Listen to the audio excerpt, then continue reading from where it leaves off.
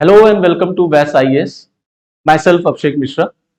Now, as you all know that India is now ready to preside G20 summit this year. आप सभी को पता है कि इस वर्ष G20 का सम्मेलन भारत में हो रहा है और भारत उसको आयोजित कर रहा है। हम G20 सम्मेलन के इस बार के G20 समिट के अध्यक्ष हैं। नाउ अब इस G20 समिट से कुछ बातें इंपॉर्टेंट निकल करके आई हैं। आज के इस वीडियो लेक्चर में मैं आपके साथ उन 5 इंपॉर्टेंट की नोट्स पर डिस्कशन करना चाहूंगा जो इस G20 की प्रेसिडेंसी से इंडिया के पॉइंट ऑफ व्यू से, इंडिया के परसेप्शन से निकल करके सामने आती हैं।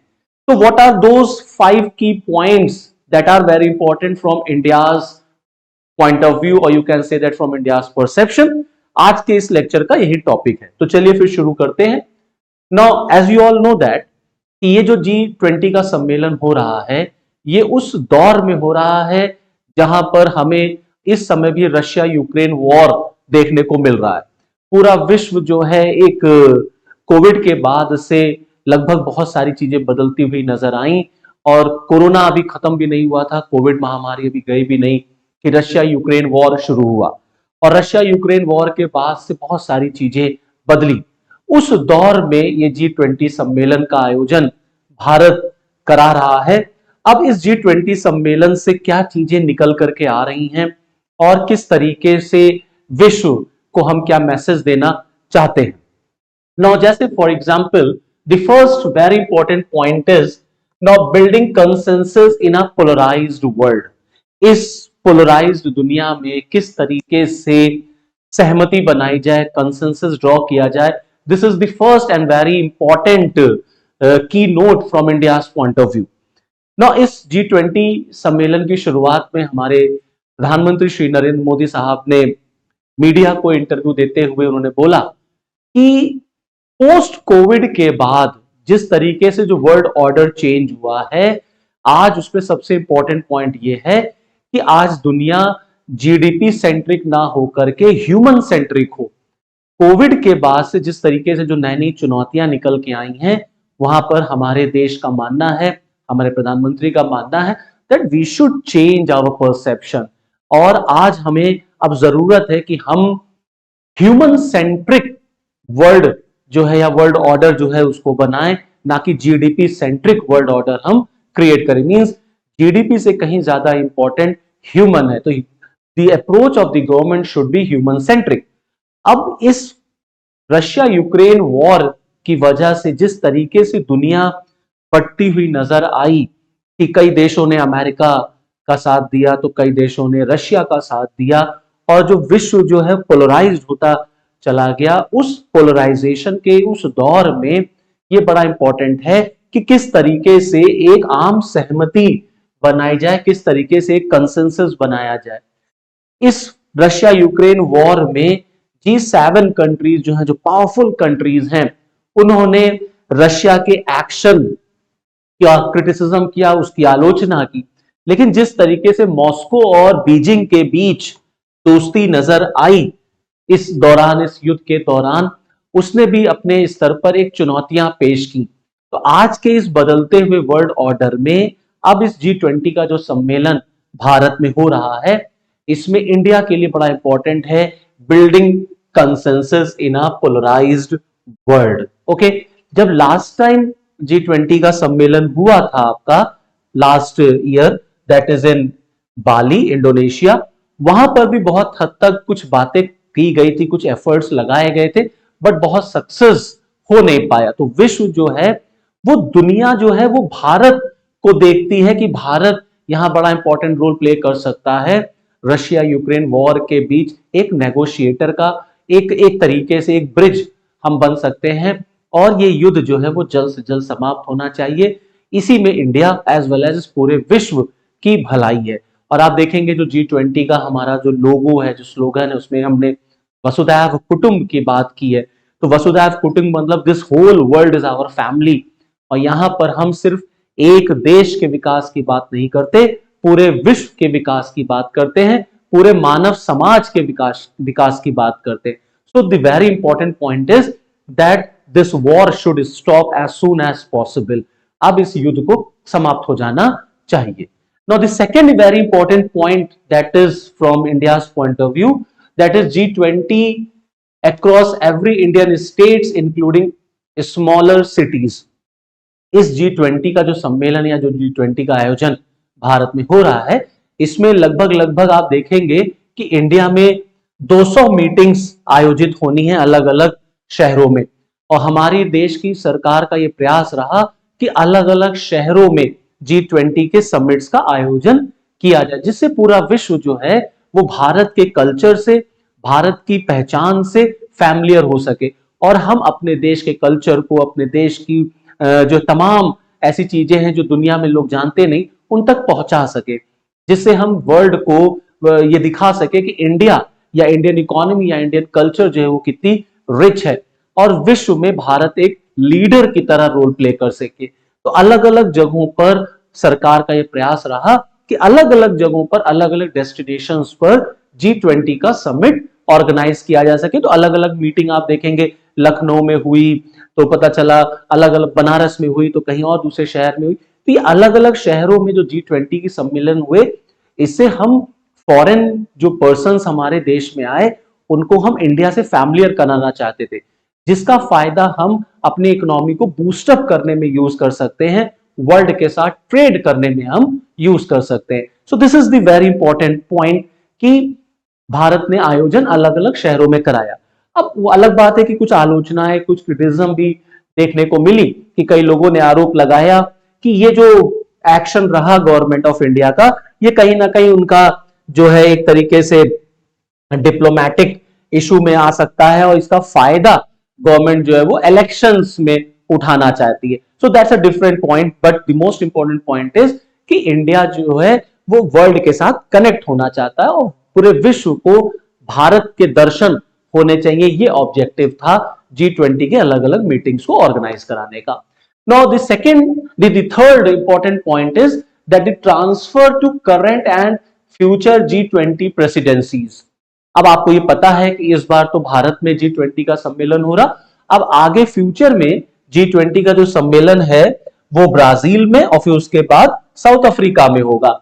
अब इंडिया इस G20 सम्मेलन में कुछ ऐसे इश्यूज हैं जिनको हम डिस्कस करना चाहते हैं, जैसे for example digital public infrastructure, for example gender equality, for example multilateral reforms, for example climate change and health preparedness. ये वो टॉपिक्स हैं जिस पर, ये वो वेरियस सेक्टर्स हैं जिस पे भारत लगातार काम कर रहा, और हमने ये सेक्टर्स जो हैं वो सेट कर दिए, हमने ये इनिशिएटिव्स जो हैं वो सेट कर दिए हैं फॉर योर G20 समिट। अब यही सारे टॉपिक्स जो हैं हम ट्रांसफर करेंगे to the next president of G20, that is your Brazil the next year, और उसके बाद फिर आपका South Africa. So this is the third key note from this G20 summit. Now the fourth is very important, that is the voice of the global south and special focus on Africa. जैसा हमने आपको बताया कि इस बार के G20 का जो लोगो है, जो टैगलाइन है वो वसुधैव कुटुंब है। हमारी सरकार का स्ट्रेट अवे मानना है कि पूरे विश्व का रिप्रेजेंटेशन होना चाहिए, खास तौर से उस देशों का या उन देशों का जिनकी आवाज या जिनका रिप्रेजेंटेशन उस लेवल का नहीं है। ऐसे देश जो डेवलपिंग हैं, ऐसे देश जो गरीब हैं, ऐसे देश जिनकी आवाज कहीं सुनी नहीं चाहती, चाहे वो यूएनओ हो, चाहे वो वर्ल्ड बैंक हो या IMF हो या WTO, उन देशों की बात इंडिया करता है।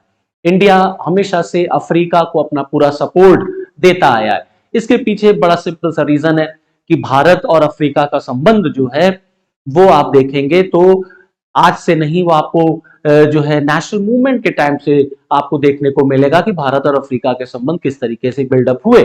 इसीलिए भारत सिर्फ एशियन कॉन्टिनेंट की बात नहीं करता, वो अफ्रीकन कॉन्टिनेंट की भी बात करता है। तो इंडिया ग्लोबल साउथ की वॉइस को प्रमोट कर रहा है। G20 ग्लोबल साउथ की वॉइस बन सकता है।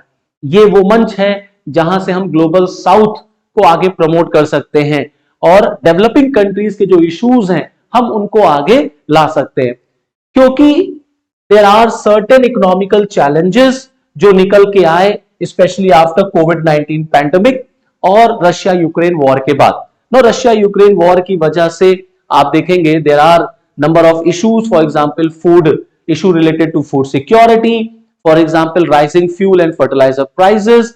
तो तमाम ऐसे मुद्दे रहे जिससे पूरा विश्व जो है वो प्रभावित हुआ।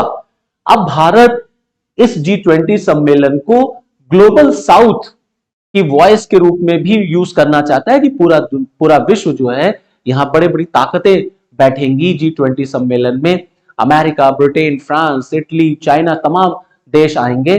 तो इन देशों के सामने जो है वो ग्लोबल साउथ की बातों को रखा जा सके, इनके जो इंटरेस्ट हैं उसको भी दुनिया एड्रेस करे और सुने। इस वजह से voice of the global south and special focus on Africa is the key note of this G20 summit. यहां पर मैं आपको बात बताना चाहूंगा that India also organize the voice of the global south summit. हमने voice of the global south summit भी organize किया था, अटेंडेड बाय अप्रोक्सीमेटली 120 कंट्रीज, जिसके माध्यम से हम उनके कंसर्न्स को G20 के टेबल पर लाना चाहते हैं। और साथ ही साथ भारत G20 का एक्सपेंशन भी कराना चाहता है। हम सपोर्टर हैं, हम चाहते हैं G20 का एक्सपेंशन हो और इस G20 में अफ्रीकन यूनियन को शामिल किया जाए। तो हमारे लिए अफ्रीका एक बड़ा इंपॉर्टेंट एरिया है, क्योंकि हमारे लिए पूरा ग्लोबल साउथ जो है वो बड़ा इंपॉर्टेंट है। Okay, now the last and very important point is that the China's conundrum and G20 challenge. जैसा कि आपको पता है कि इस G20 सम्मेलन में चाइनीज प्रेसिडेंट जो है वो तो आ नहीं रहे हैं। अब चाइना किस तरीके से चैलेंज पोर्ट्रे करता है इंडिया के लिए और कैसे इंडिया जो है उसको डील करेगा, ये भी एक अपने आप में बड़ा इंटरेस्टिंग और बहुत ही इंपॉर्टेंट पॉइंट है। यहां पर यह बात भी जानना जरूरी है कि भारत चाइना के साथ हमेशा अच्छे रिलेशन रखना चाहता है, but over the past few months अगर आप देखेंगे तो भारत और चाइना के बीच में जबरदस्त जो है वो बॉर्डर डिस्प्यूट हमें देखने को मिलता है, जिससे इंडिया और चाइना के रिलेशंस जो है वो अच्छे नहीं हैं। अब क्योंकि भारत चाइना के बीच के रिलेशन नहीं अच्छे हैं, तो ऑब्वियस सी बात है मल्टीलैटरल कोऑपरेशन फिर कैसे अच्छे हो सकते हैं। तो इसी वजह से चाइना की जो चुनौती है उसको भी आपको टैकल करना जो है वो बड़ा इंपॉर्टेंट इशू है।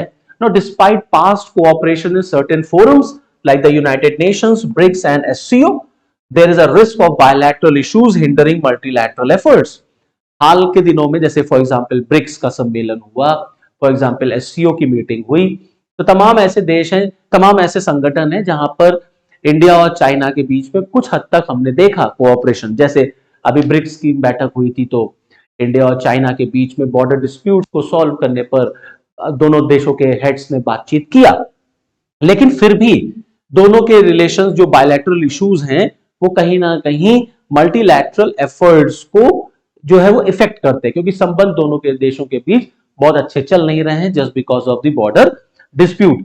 और फिर चाइनीज प्रेसिडेंट का G20 सम्मेलन में ना आना और अपने प्राइम मिनिस्टर को भेजना, तो चाइनीज प्रेसिडेंट नहीं आ रहे हैं, रशियन प्रेसिडेंट नहीं आ रहे हैं, तो इस वजह से रशियन प्रेसिडेंट का तो चलिए समझ में आता है कि जो है वॉर की वजह से वो नहीं आ रहे हैं व्लादिमीर पुतिन, बट चाइना के राष्ट्रपति ने भी मना कर दिया कि वो G20 सम्मेलन को अटेंड नहीं करेंगे और उनके प्राइम मिनिस्टर आएंगे।